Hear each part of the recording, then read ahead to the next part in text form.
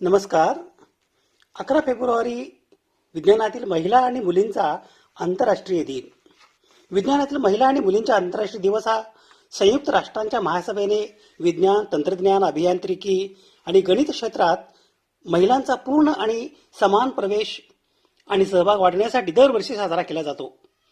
संयुक्त राष्ट्रांच्या महासभेने 22 डिसेंबर 2015 रोजी ठराव 70/212 मंजूर केला.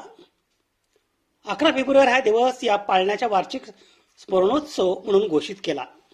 विज्ञानातील लिंग समानतेसाठी एका केंद्रबिंदूभोवती विशिष्ट लक्ष आणि चर्चेचे क्षेत्र अधोरेखित करण्यासाठी दरवर्षी एक थीम निवडली जाते. या दिवसाचे औचित्य साधून जागतिक कीर्तीच्या महिला शास्त्रज्ञ या संदर्भात आपल्याशी संवाद साधण्याचा हा एक प्रयत्न आहे. अशा महत्त्वपूर्ण विषयासाठी कृपया चॅनलला सबस्क्राईब करा. आपली मते आणि सूचना कमेंट बॉक्समध्ये लिहा. मेरी क्युरी या पोलंड देशाचे वैज्ञानिक आणि सन 1903 सालच्या भौतिकशास्त्र शाखेच्या नोबेल पुरस्काराचे मानकरी आणि सन 1911 सालच्या रसायनशास्त्र शाखेच्या नोबेल पुरस्काराचे मानकरी. एकापेक्षा जास्त नोबेल पारितोषिक विजेत्या व्यक्तिमत्वापैकी त्या एक आहेत. सन 1903 मध्ये किरणोत्सर्गिता म्हणजे रेडिएशन शोध कार्यासाठी भौतिकशास्त्र शाखेचे नोबेल पुरस्कार आणि सन 1911 मध्ये रेडियम आणि पोलोनियम या मूलद्रव्यांच्या शोध कार्यासाठी रसायनशास्त्र शाखेचे नोबेल पुरस्कार मिळाला. नोबेल पारितोषिक मिळालेल्या महिला तसेच 2 वेगळ्या संशोधन क्षेत्रात नोबेल मिळवणाऱ्या संशोधकाचे दोन्ही विक्रम त्यांच्या नावावरच नोंदवण्यात आले आहे.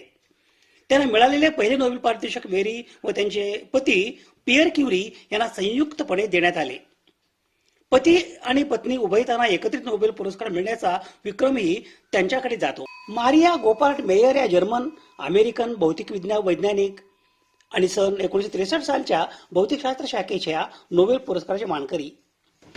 अणुकेंद्राच्या कवच प्रतिमानाचा मॉडेलचा शोध या त्याच्या आधारे विविध अणुकेंद्रीय घटनांचे मांडलेले स्पष्टीकरण याबद्दल मायर यांना योहानस हान्स डॅनियल एन्झेन आणि युजिन पॉल विग्नर यांच्या समवेत सन 1963च्या भौतिकीच्या नोबेल पारितोषिकाचा बहुमान मिळाला.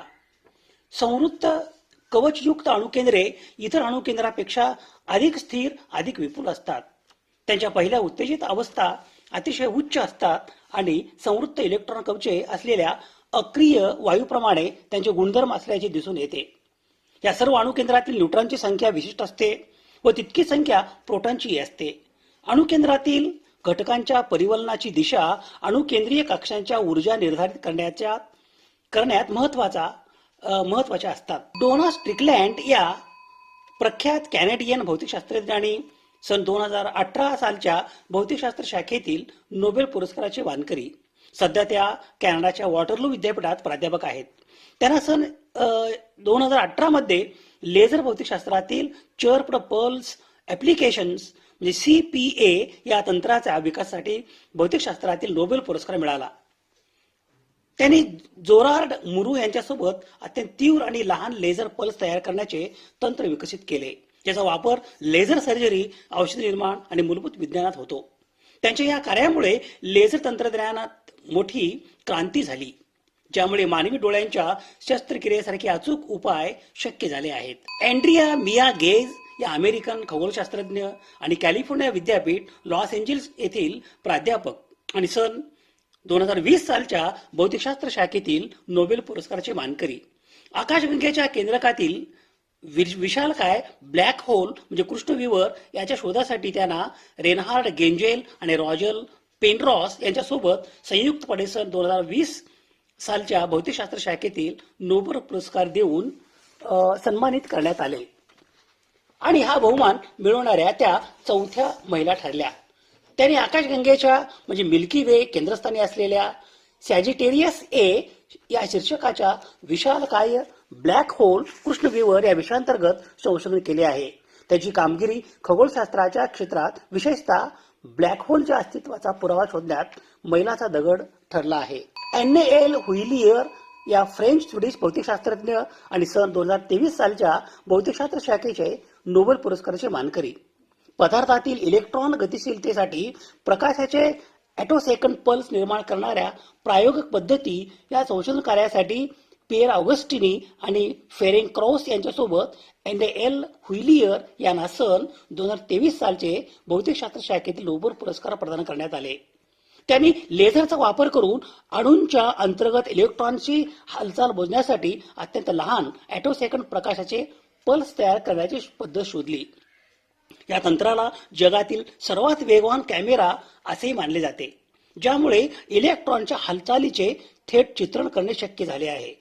त्यांच्या या संशोधनामुळे रासायनिक अभिक्रिया समजून घेण्यास मदत होते आणि भविष्यात वैद्यकीय निदान व इलेक्ट्रॉनिक क्षेत्रात मोठे बदल होऊ शकतात. इरेन ज्युलिएट क्युरी या फ्रेंच वैज्ञानिक मेरी क्युरी आणि पियर क्युरी दाम्पत्य यांची कन्या आणि सन 1935 सालच्या रसायनशास्त्र शाखेच्या नोबेल पुरस्काराचे मानकरी.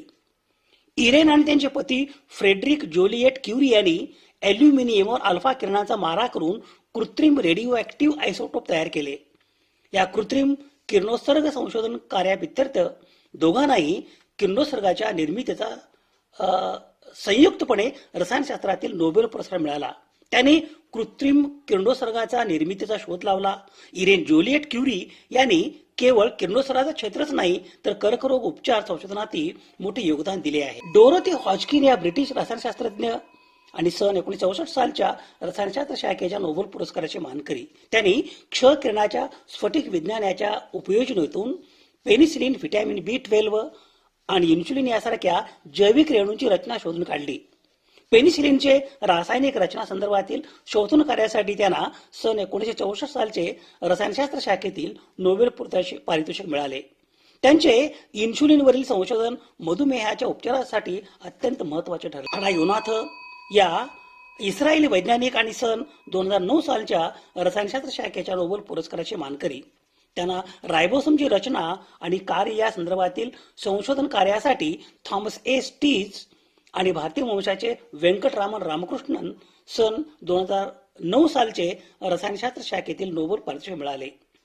पेशीमधील प्रथिन संश्लेषण संदर्भातील संशोधन कार्य करणाऱ्या त्या पहिल्या महिला वैज्ञानिक आहेत.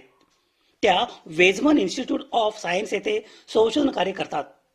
त्यांच्या संशोधन कार्यामुळे अँटीबायोटिक्स कसे कार्य करतात हे समजण्यास मदत झाली. त्यांनी 20 जानेवारी 2023 रोजी नागपूर येथे आयोजित केलेल्या भारतीय विज्ञान काँग्रेसमध्ये सहभाग घेतला होता, जिथे त्यांनी भारत भविष्यात विज्ञानाची महासत्ता बनेल असा विश्वास व्यक्त केला होता. फ्रान्सिस हॅमिल्टन अर्नॉल्ड या अमेरिकन रासायनिक अभियंता आणि सन 2018 सालच्या रसायनशास्त्र शाखेचे नोबेल पुरस्काराचे मानकरी. एन्झाईमच्या निर्देशित उत्क्रांती या विषयावरील संशोधन कार्यासाठी त्यांना सन 2018 सालच्या रसायनशास्त्र शाखेच्या नोबेल पुरस्काराचा बहुमान मिळाला.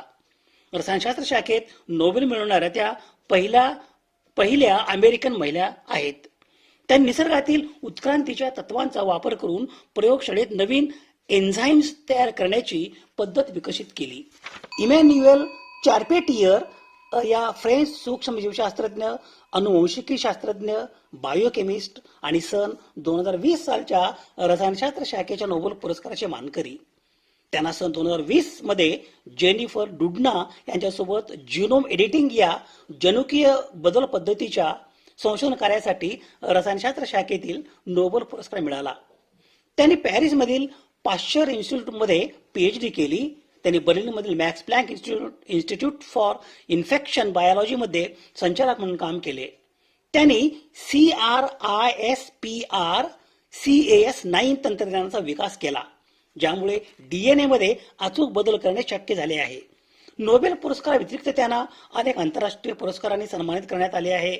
त्यांचे संशोधन कार्य अनुवंशिक आजारावरील उपचारामध्ये क्रांती घडवून आणणारे मानले जाते. जेनिफर डोडना या अमेरिकन जीवरसायनशास्त्रज्ञ आणि सन 2020 सालच्या रसायनशास्त्र शाखेच्या नोबेल पुरस्काराचे मानकरी. त्यांना त्यांच्या क्रांतिकारी CRISPR-Cas9 जीन एडिटिंग तंत्रज्ञानासाठी ओळखले जाते. इमॅन्युएल चार्पेटियर यांच्यासह त्यांना 2020 मध्ये रसायनशास्त्र शाखेतील नोबेल पारितोषिक मिळाले. त्यांनी DNA मध्ये बदल करण्याचे साधन शोधून कर्करोग आणि अनुवंशिक रोगावर उपचार करण्याची मोठी क्षमता निर्माण केली आहे. त्यांनी विकसित केलेल्या तंत्रामुळे अनुवंशिक रोगावर उपचार करण्याची आशा निर्माण झाली आहे. कॅरोलिन बर्टोजी या अमेरिकन रसायनशास्त्रज्ञ आणि सन 2022 सालच्या रसायनशास्त्र शाखेच्या नोबेल पुरस्काराचे मानकरी. त्यांना क्लिक केमिस्ट्री आणि बायो ऑर्थोगॉनल केमिस्ट्री या क्षेत्रातील महत्त्वपूर्ण आणि नाविन्यपूर्ण संशोधन कार्यासाठी त्यांना सन 2022 सालचे रसायनशास्त्र शाखेतील नोबेल पुरस्कार मॉर्टन मेल्डल आणि के बॅरी शार्पलेस यांच्यासोबत मिळाले. गर्टी कोरी या वैद्यकशास्त्रात नोबेल पारितोषिक मिळवणाऱ्या पहिल्या महिला शास्त्रज्ञ. त्यांनी आणि त्यांचे पती कार्ल कोरी यांनी शरीरात कर्बोदकांच्या चयापचयाची प्रतिक्रिया समजून घेण्यासाठी महत्त्वपूर्ण संशोधन केले. त्यांनी शरीरात ग्लुकोज कसे तयार होते आणि वापरले जाते यावर संशोधन केले होते. कार्ल कोरी, बर्नार्ड हाऊस आणि गर्टी कोरी यांना ग्लायकोजनचे उत्प्रेरक परिवर्तनाचा शोध या संशोधन कार्यासाठी सन 1947 सालचे शरीरक्रिया विज्ञान किंवा वैद्यकशास्त्र किंवा औषधशास्त्र शाखेचे नोबेल पुरस्कार मिळाले. त्यांनी ग्लुकोज पासून शरीराला मिळणारी ऊर्जा आणि कर्बोदके कशी साठवली जातात हे सिद्ध केले. रोझालिन सुस्मान यालो या अमेरिकन वैद्यकीय भौतिकीविज्ञ होत्या, ज्यांना त्यांच्या रेडिओ इम्युनो ऍसिड तंत्रज्ञानासाठी सन 1977 मध्ये शरीरक्रिया विज्ञान किंवा वैद्यकशास्त्राचे नोबेल पारितोषिक मिळाले. रक्तातील संप्रेरकाचे सूक्ष्म अंश मोजण्याची ही क्रांतिकारी पद्धत विकसित करणाऱ्या त्या पहिल्या महिला अमेरिकन महिला होत्या. रोझॅलिन सुस्मान यालो आणि सोलोमन बर्सन यांनी प्रारण प्रतिरक्षा मापन रेडिओ इम्युनो ऍसे तंत्रज्ञान विकसित केले, ज्याचा वापर रक्तातील पेप्टाइड संप्रेरक, औषधे आणि इतर पदार्थांच्या अत्यंत कमी पातळी मोजण्यासाठी केला जातो. हे तंत्रज्ञान इन्शुलिनची पातळी, संप्रेरक विकार आणि रक्तातील इतर घटक मोजण्यासाठी अत्यंत महत्त्वाचे ठरले आहे. बार्बरा मॅकलिंटॉक या अमेरिकन पेशी अनुवंशिकी शास्त्रज्ञ होत्या. त्यांनी मक्याच्या पेशीवर संशोधन करून जम्पिंग जीन्स जनुकीय स्थित्यंतरे शोधून काढली. या क्रांतिकारी शोधासाठी त्यांना सन 1983 मध्ये शरीरक्रियाशास्त्र किंवा वैद्यकशास्त्र या शाखेतील नोबेल पुरस्कार मिळाला. त्या जनुकीय उत्क्रांतीच्या अभ्यासात अग्रगण्य होत्या. जीन्स एकाच गुणसूत्रावर स्थिर नसून त्या गुणसूत्राच्या एका भागातून दुसऱ्या भागात बदलू शकतात. त्यांचे संशोधन आजच्या आधुनिक अनुवंशिकी विज्ञानाचा एक महत्त्वाचा पाया आहे. रीटा लेव्ही मॉन्टेल्सिनी या नोबेल पारितोषिक विजेत्या इटालियन न्यूरोबायोलॉजिस्ट होत्या. मज्जातंतू वाढीच्या घटकाचे शोध लावल्याबद्दल त्यांना स्टॅनली कोहेन यांच्यासोबत सन 1986 मध्ये शरीरक्रिया विज्ञान किंवा वैद्यकशास्त्र या शाखेतील नोबेल पुरस्कार मिळाला. नर्व ग्रोथ फॅक्टर हा प्रथिन पेशीच्या विकासासाठी आवश्यक आहे आणि कर्करोग, जखम भरणे आणि स्मृतिभ्रंश यासारख्या आजारावर उपचार समजून घेण्यासाठी महत्त्वपूर्ण ठरला. 103 वर्षाचे प्रदीर्घ आयुष्य लाभलेल्या रीटा लेव्ही मॉन्टेल्सिनी या इटालियन राजकारणाची सक्रिय होत्या आणि त्यांनी महिला संशोधकांना प्रोत्साहन दिले. त्यांचे कार्य मज्जासंस्थेच्या विकासाची समज बदलण्याचे क्रांतिकारी मानले जाते. गर्ट्रूड बेल एलियन या अमेरिकन बायोकेमिस्ट, फार्माकोलॉजिस्ट आणि सन 1988 सालच्या शरीरक्रिया विज्ञान किंवा वैद्यकशास्त्र शाखेच्या नोबेल पुरस्काराचे मानकरी. त्यांनी हा पुरस्कार जॉर्ज एच हिचिंग्स आणि सर जेम्स ब्लॅक यांच्यासोबत सामायिक केला. गर्ट्रूड बेल एलियन यांना हा नोबेल पुरस्कार औषध उपचारांच्या महत्त्वाच्या तत्वांच्या शोध कार्य म्हणजे discovery of principles for drug treatment यासाठी दिला गेला. त्यांनी कर्करोग, मलेरिया, एड्स यासारख्या आजारावर औषधे विकसित केली, ज्यात प्युरिनथॉल रक्ताच्या कर्करोगासाठी उपचारासाठी वापरतात आणि एसाक्लोव्हिर विषाणू हर्पीसाठी वापरतात. या औषधांचा समावेश आहे. त्यांच्या संशोधन अभ्यासामुळे जीवाणू, विषाणू, अन्य जंतू संसर्गासाठी सामना करण्याची पद्धत शोधण्यात त्यांना यश मिळाले. आझिडोथायमिडिन यासारखी अँटी रेट्रोव्हायरल औषधे उपलब्ध झाली. क्रिस्टियन नुस्लिन होलार्ड या जर्मन जीवशास्त्रज्ञ, अनुवंशशास्त्रज्ञ आणि सन 1995 सालच्या शरीरशास्त्र किंवा वैद्यकशास्त्र शाखेच्या नोबेल पुरस्काराचे मानकरी. त्यांनी प्रामुख्याने भ्रूण विकासावर संशोधन कार्य केले. फळावरील माशांच्या भ्रूणातील जनुके शरीराचा आकार आणि अवयव कसे ठरवतात हे त्यांनी शोधून काढले. त्यांचे हे कार्य मानवी भ्रूण विकास आणि अनुवंशिक दोषाबद्दलची माहिती मिळवण्यासाठी अत्यंत मोलाचे ठरले आहे. महिला वैज्ञानिकांना मदत करण्यासाठी त्यांनी क्रिस्टन नुस्लिन होलार्ड फाउंडेशन या संस्थेची स्थापना केली. ही संस्था प्रामुख्याने मुलांची जबाबदारी असलेल्या महिला संशोधकांना आर्थिक मदत करते. लिंडा बी बक या अमेरिकन जीवशास्त्रज्ञ आणि सन 2004 सालच्या शरीरशास्त्र किंवा वैद्यकशास्त्र शाखेच्या नोबेल पुरस्काराची मानकरी. मानवी घ्राणेंद्रिय संस्था म्हणजे आपण वास कसा घेतो यावरील संशोधनासाठी त्या ओळखल्या जातात. त्यांनी नाकातील अशा जनुकांचा शोध लावला जे वासाचे रिसेप्टर्स तयार करतात.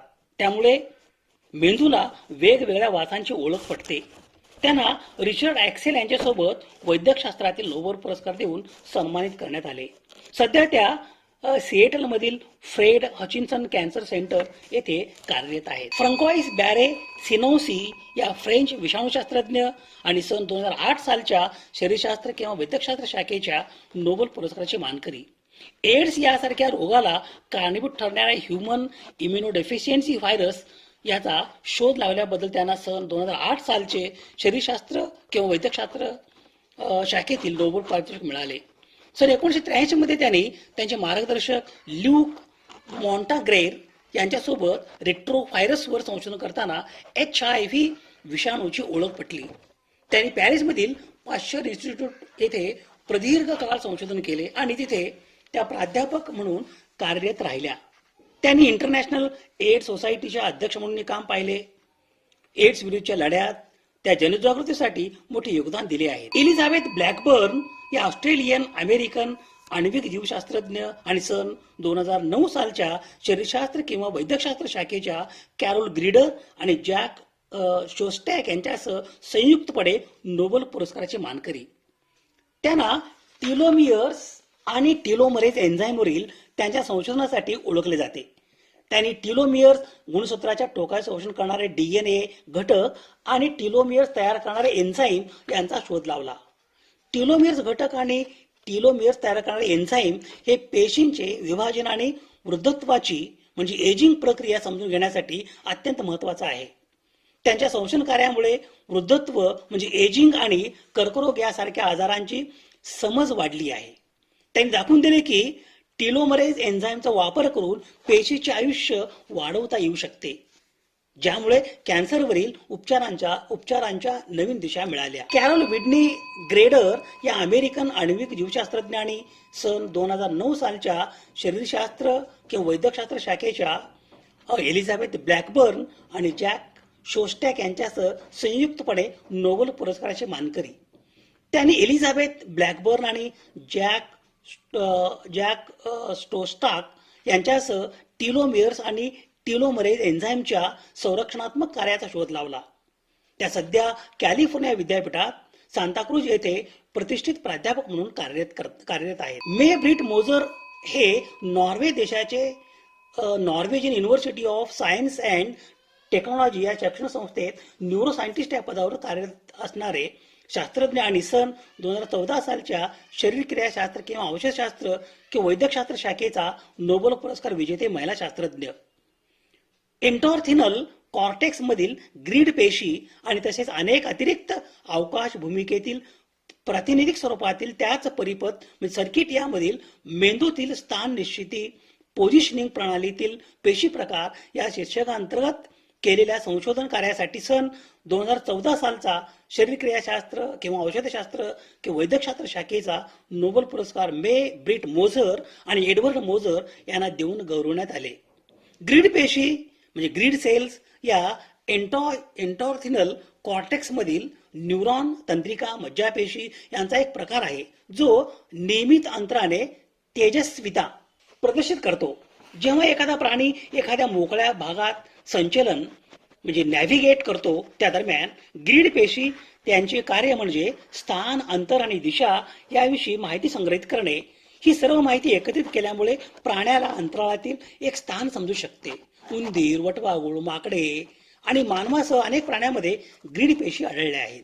तू युयू या चीनी शास्त्रज्ञ आणि नोबेल पारितोषिक विजेत्या महिला शास्त्रज्ञ त्यांनी मलेरियावरील उपचारात क्रांती घडवून आणली आहे. त्यांनी आर्टेमिसिनिन नावाचे औषध शोधून काढले जे मलेरियाच्या उपचारात अत्यंत प्रभावी ठरले आहे. हे औषध त्यांनी स्वीट वर्मवूड या वनस्पतीपासून वेगळे केले. त्यांच्या महत्त्वपूर्ण कार्यासाठी त्यांना सन 2015 मध्ये शरीरक्रियाशास्त्र किंवा वैद्यकशास्त्र शाखेतील नोबेल पारितोषिक देऊन गौरवण्यात आले. विशेष म्हणजे औषधाची सुरक्षितता तपासण्यासाठी त्यांनी स्वतःवरच पहिली चाचणी घेतली होती. विज्ञानाच्या क्षेत्रात नोबेल मिळवणाऱ्या त्या मुख्य भूमी चीनमधील पहिल्या शास्त्रज्ञ आणि पहिल्या चीनी महिला आहेत. आजही मलेरिया विरुद्धच्या लढायात त्यांचे संशोधन आधारस्तंभ मानले जाते. कॅटालिन कारिकाया हंगेरियन अमेरिकन जैवरसायनशास्त्रज्ञ आणि सन 2023 सालच्या ड्र्यू वेझमन यांच्यासोबत शरीरशास्त्र किंवा वैद्यकशास्त्र शाखेच्या नोबेल पुरस्काराची मानकरी. त्यांनी mRNA तंत्रज्ञानावर केलेल्या मूलभूत संशोधनामुळे जगात ओळखले जातात. त्यांनी केलेल्या संशोधनामुळे कोविड-19 विरुद्धची प्रभावी mRNA लस विकसित करणे शक्य झाले. त्यांनी मेसेंजर RNA म्हणजे mRNA मध्ये बदल करण्याचे तंत्र विकसित केले, ज्यामुळे शरीराची प्रतिकार शक्ती वाढवता येते.